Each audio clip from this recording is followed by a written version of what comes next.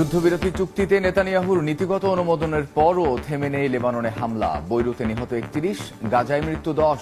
Israeli প্রধানমন্ত্রীর মৃত্যুদণ্ড চান খামেনি।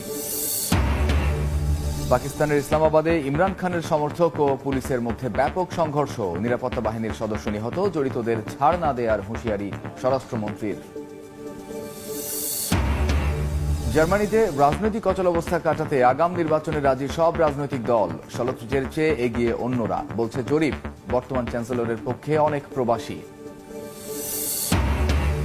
গৌতম আদানির দুর্নীতি মামলা নিয়ে উত্তপ্ত ভারতের পার্লামেন্ট। বাকবিতণ্ডায় অধিবেশন মুলতবি।